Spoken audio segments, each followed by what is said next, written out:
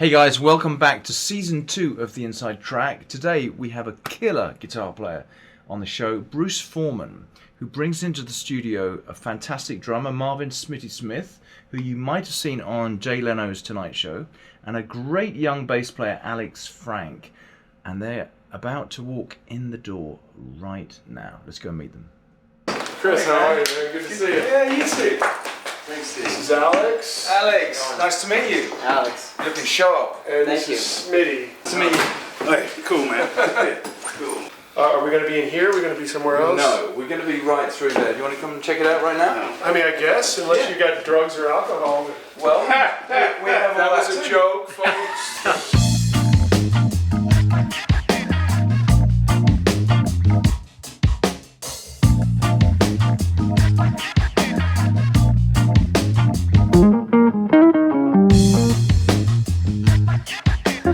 Bruce, how are you, man? Good, man. Good to see you, Chris. It's Great good. to be here. Right, it's great to have you. And of course, we couldn't wait to open this wine because it's so delicious. But I see you need a little bit of a top up. So Yes, I do. let me tell you what we're having today. Today it's our wonderful sponsor, Minor Vineyards from Napa Valley, and this is one of their best Cabernets. So Thank you. Life is a Cabernet. it sure Old is. Yeah. chum. Well, I've topped myself up too. Of course. Great to have you. This will be great. By the second bottle will be spilled. That's right. Yeah. First song we're playing is a song called Underdog. I really originally called it Pole Losers because it's inspired by Barney Kessel's trio, the Pole Winners, of Ray Brown and Shelley Mann. And Barney was a mentor of mine, and this song is based on Lady Be Good, and it's called Underdog.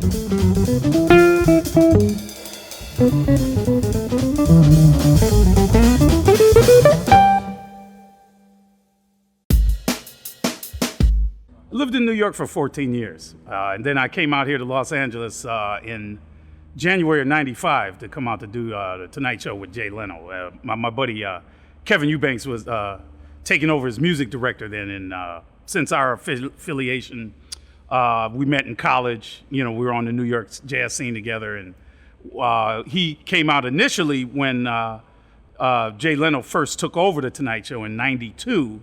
And then when Branford Marcellus was the music director. And then when Branford left, Kevin took over as music director. And then the other drummer left with Branford, Jeff Watts, another college buddy of mine. And so Kevin called me out of New York, said, hey, man, I want you to do this with me. Were you always interested in jazz as a kid? No, I played classical piano as a kid. I really hated that too, though. My mom made me do it. I liked all kinds of music, and I heard it all in the house. And it wasn't until I was about 13 that I heard Charlie Parker that all of a sudden I heard something. And I just recently switched to the guitar from the classical piano, and I heard something that just made me want to completely dedicate myself to finding and create. How does that happen? How could anybody be so free and mix so many diverse feelings and expressions in one moment? You know, I mean, it was so open yet so full of life. I couldn't believe it. And I know that listening back through life, watching cartoons as a kid, whenever those particular ones that had that sort of bebop, film noir kind of attitude, I can remember being excited by that, not knowing what I was hearing, but I was just, and when Charlie Parker came across my radar screen, it was just sort of the end of everything. Oh yeah, I remember getting the Charlie Parker Omnibook when I was in my mid-20s, and I mean, it became my Bible. I mean, it's right now I still have it. It's just tattered and torn. And Yeah. What attracted you to playing with a clean archtop jazz guitar sound? I like the way it looks. Of course, I loved Wes, George Benson, Barney Kessel. So all the guys you really liked were playing with a clean sound? Yes, because I hadn't really, I hadn't come across the jazz rock side of the world, and so the people I played that I got to play with and I played early with, that's what you played. You really wouldn't, the rock sound with pedals and all that wouldn't have worked in the gigs I played. This song we'll be playing is a very well-known standard from My Fair Lady, and it's on our new CD, The Book of Forman, and it's called On the Street Where You Live.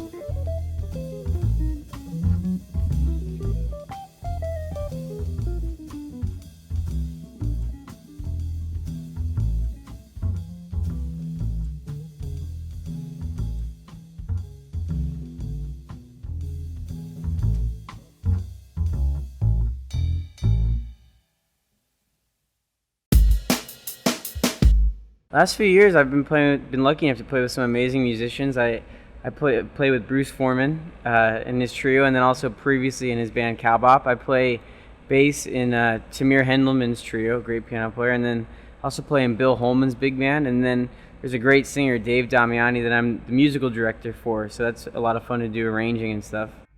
We talked in the guitar lesson about your perceived aggression and commitment hostility. Yeah, but no, it was all very interesting because what you were saying is you're actually not playing aggressively, and we came to the conclusion that it was more a commitment to the phrase. But I found that I started playing somewhat similar to that when I started listening to players like Pat Martino, because that seemed like the way they were doing it. Were you attracted to his playing at all? Because I do hear that in your playing. I admire his playing so much, but you know how it is when you're growing up. You know everything. When you're young, you're really a lot smarter than when you. And it's a good thing too, by the way, because that's what drives us. Yeah, I know. It's like I think it's engineered into the species. You know, just so that we don't become, sniveling idiots that lay in the corner and cry all the time. But I of course admire Pat and checked him out and actually became friends with him at a very young age. And of course, but I didn't really want to be like that. I found it to be very mechanical sounding. At that time, of course, I realized how stupid I was in making that determination. But there was an evenness to everything that I didn't want. I mean, I wanted the swing and I wanted the sound and I wanted the concepts, but I didn't want the way it felt emotionally to me. It didn't resonate with me on that level. Pat's an amazing guy, a person who I idolize and who I'll always look up to on so many levels. So, but no, he was in many ways to me a wonderful role model and negative role model, which is just as important for anybody. Oh, I certainly think that when you're defining your own sound as a player, I think we make conscious decisions about what we don't like about our favorite players. Do you know what I mean? Yes, of course we do. Yeah. And that's otherwise we would just be other guys. You know what I mean? Well, we try to be, and we just luckily get what we get because we can't be. I mean, again, you got two options. You can do things where you're the driver of the bus, or you can just ride the bus. And too many players, in my estimation, just ride the bus. They just kind of go along with whatever happens. They plug this into that, and they just play the way they play. And well, that's my sound, and that's the bus I'm driving. There's those kind of people, and then there's those kind of people like, I want this, I want this, I want this. And how you do that, a big part of it is what I call sonic analysis. And I actually ask all my students to do this, where they'll pick 8 players that they love, and I don't even care if they're guitar players. And I ask them to define what the qualities of their sound are, what they like and don't like about it, whether they're a particularly interactive or self-directed player. I know exactly what you mean by that. And I ask them. I just have like 3 things that I make them answer, knowing that by just getting them to think about that, they'll eventually turn the lens around and look at themselves and ask those same questions and define what they want from their aesthetic reaction to masters. Why do you like the trio format? To me, what really makes it so interesting is it's not just a player's vehicle, it's an arranger's vehicle. And I mean, I hope you'll notice in my trio performances how thematic, how dynamic, how sculptured they are in terms of the arranging aspect. Even though it's all happening spontaneously in some cases it was prearranged. You'll notice that approach, because ultimately the way I look at it, there's kind of 2 ways to approach the trio. There's the stair climbing method of Oscar Peterson and Ahmad Jamal, or there's the stream of consciousness method, which is the Bill Evans, which became Keith Jarrett and Brad Mehldau, to me. Not that they don't have elements of each other, but you can really define the approach from those 2 places. You have recorded 17 albums as a leader. That's quite impressive, Bruce. Wow. And 17? Yeah, okay, I'll take your word this is for what it says here, 17. If it says on my website, I wouldn't totally believe it. It might be 18 or 19. There's a couple I might have missed. Oh, there could be more. And the latest is the Book of Forman, which I love the title of. Yeah, I'm real happy about this one. Beautiful record. Thank you. Throughout life, you come up with sounds. You're a project guy. I'm a project guy. Really, what makes me happy is to be just creatively immersed in something. I hear something, I want it. I can conceive of it, and the trials and tribulations of bringing it. It's like a childbirth kind of thing. Yeah, it totally is. And yet the surprise of like, all the best plans and all the best preparations, still you end up with new things that you didn't expect. You also have a really interesting band called Cowbop, Yeah. which is fascinating to me because it's kind of like a Texas swing band with bebop guitar. Yeah, it is. Which is great. But not only that, you didn't you win the Route 66 challenge, We did and then do you that. with $100 you got in a car. Was that $100 for the entire band? Yes. Tell us about what this was. We did the Route 66 challenge. We left Chicago with Yeah. $100 Right. and a full tank of gas. Right. No scheduled gigs. In one car. Nothing. One car, 4 of us. It was when the band was a 4-piece, not a Okay, 5-piece. But and then we left Chicago, and basically it was about trying to do what the Yeah. humans who migrated on Route Yeah. 66 did 80 years ago, 80 years before that, 70 years before that. Try and repeat that experience in the modern world. And we would, if we saw people on the street, we'd stop and get out and we'd play for them and pass the hat. We'd go into a bar and play for a beer and try and get a gig for that night, or play for dinner, or meet Right. people who would put us up, or whatever. Just however the gypsy, with the point of being is like if we could make it from Chicago to the Santa Monica Pier Yeah. without using a credit card, without Yeah. without anything, because I made everybody surrender all their money Yeah. at the beginning, Wow. and then we did it, and Did you- we made it. Where did you sleep? Well, believe it or not, we made enough money to either get motel Look at rooms, you. because there's a lot of So hotels, you were hustling. or a lot of times we would end up with these cool people jamming all night long at Right. their house, and they'd put us up. We'd stay there Right. for a couple days. Do you still feel inspired to make records now, in spite of the current musical climate? Oh, more so than ever. Do you? Yeah, I mean, What inspires you to make records now? well, first of all, I think this you can relate to this. It's the project. Yeah. My happiness depends upon creative projects. So, if as much as anything, it's mental health. I would agree with that. Yeah. I want to make music because I'm hearing these sounds in my head Yeah. that I can't get to, and I want to have them on the earth. And Is my part children- of it to document your history, or is it just purely a creative I don't thing? really think.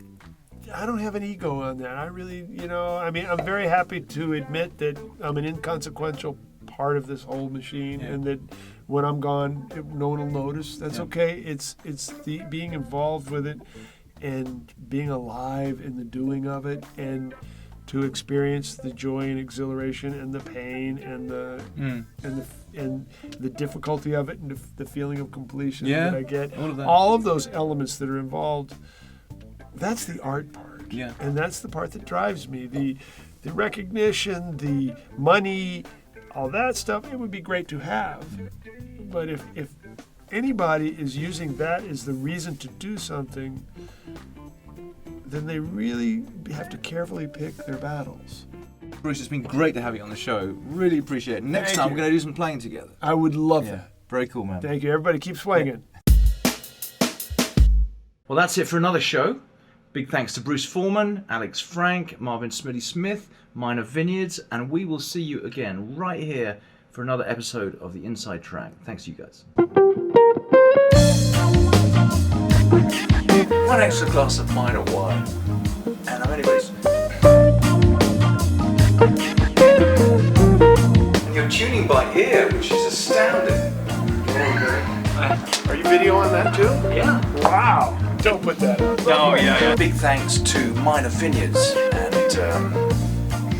James Peterson, David Beeler, and my 2 pussycats who like to hang out by the pool.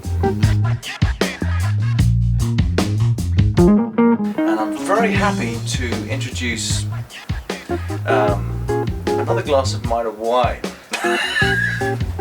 Okay, we're still okay. We're cool. He's we're good cool. to go. Okay, so Yeah. 1, 2.